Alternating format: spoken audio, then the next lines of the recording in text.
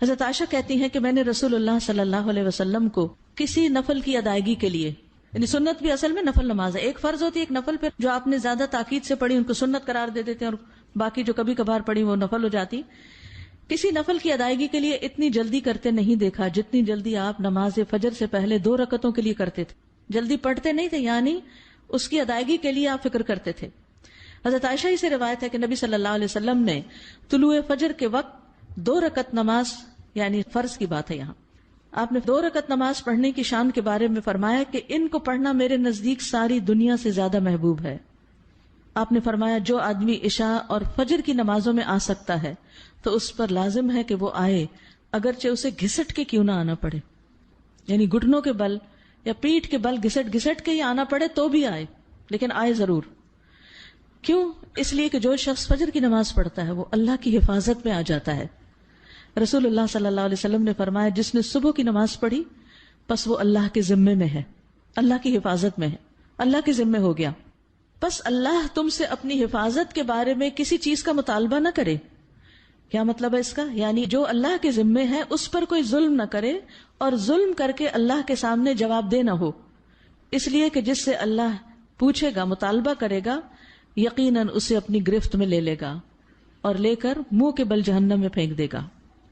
اس سے کیا بات پتہ چلتی ہے کہ جو شخص فجر کی نماز کی حفاظت کرتا ہے وہ اللہ کے قریب ہو جاتا ہے، اللہ کی حفاظت میں ہو جاتا ہے. کسی کو حق نہیں کہ اس پر ظلم اور زیادتی کرے.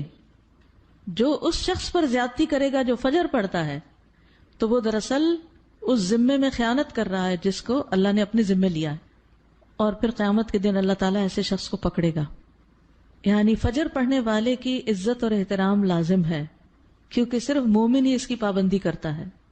بہت سے لوگوں کے لیے فجر کی نماز بڑی بھاری ہوتی ہے، وہ ایک خاص وقت سے پہلے نہیں اٹھتے. کچھ لوگوں کی اکثر ہی قضا ہو جاتی، وہ چونکہ دیر سے سوتے ہیں تو صبح اٹھ نہیں پاتے، تو ان کی حفاظت اللہ کے ذمے پہ نہیں ہے. تو اس لیے بہت ہی فکر کرنی چاہیے کہ فجر کی نماز قضا نہ ہو، یعنی کوئی باقی کر لیں، نہیں، کیونکہ باقی تو پھر ہم جاگ ہی رہے ہوتے ہیں نا، تو اذان بھی سنائی دے دیتی ہے اور وقت بھی پتہ چل رہا ہوتا ہے اور دوسروں کو بھی ہم دیکھتے ہیں پڑھ رہے ہیں تو پڑھ ہی لیتے ہیں. لیکن فجر کی چونکہ ایک ذمہ داری ہوتی ہے اٹھنے کی بھی، اور پھر وقت پر اٹھنے کی، اور پھر مسجد میں جانے کی، تو اس لحاظ سے اس کی حفاظت بہت ضروری ہے. اور فجر پڑھنے والا شام تک اللہ کی حفاظت میں ہوتا ہے. اس میں ایک واقعہ بھی آتا ہے احادیث کی کتابوں میں. عامش کہتے ہیں کہ سالم بن عبداللہ بن عمر، ابن عمر کے کیا لگے؟ بیٹے، اور حضرت عمر کے پوتے، یہ حجاج کے پاس بیٹھے ہوئے تھے. حجاج کے بارے میں سب جانتے ہیں کہ بہت ظلم کرتا تھا. تو حجاج نے ان سے کہا اٹھو اور فلاں آدمی کی گردن مار دو. تو سالم نے تلوار اٹھا لی کیونکہ اس کا حکم تھا مارنے کا، اور اس آدمی کو پکڑا اور محل کے دروازے کی طرف چل پڑا.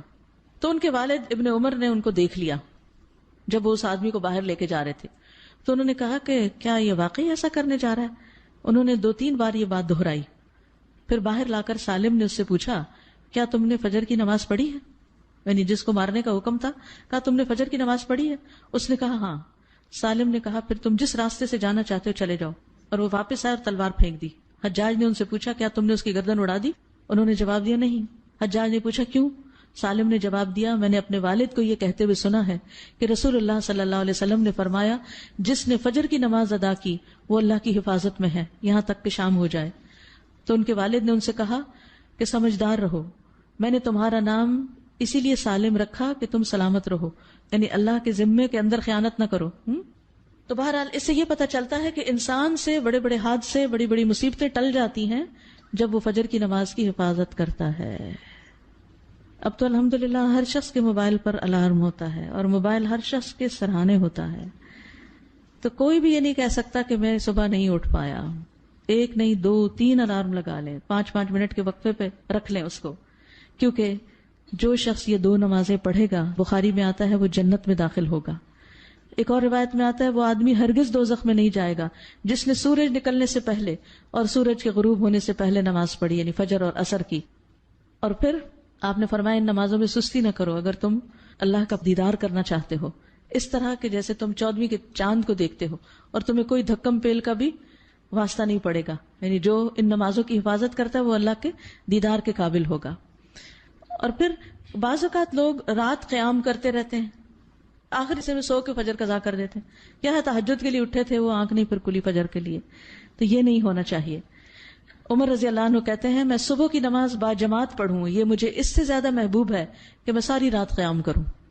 ساری رات کے نوافل سے زیادہ محبوب ہے کہ فجر کی نماز جماعت کے ساتھ. ہاں منافق پر فجر کی نماز بھاری ہوتی ہے، تو منافقت سے نکلنے کے لیے، نفاق سے نکلنے کے لیے اس نماز کی پابندی ضروری ہے. ابی بن کعب کہتے ہیں ایک روز رسول اللہ صلی اللہ علیہ وسلم نے ہمیں صبح کی نماز پڑھائی. اس کے بعد فرمایا کیا فلاں حاضر ہے؟ لوگوں نے کہا نہیں. آپ نے پوچھا کیا فلاں آیا ہے؟ لوگوں نے کہا نہیں.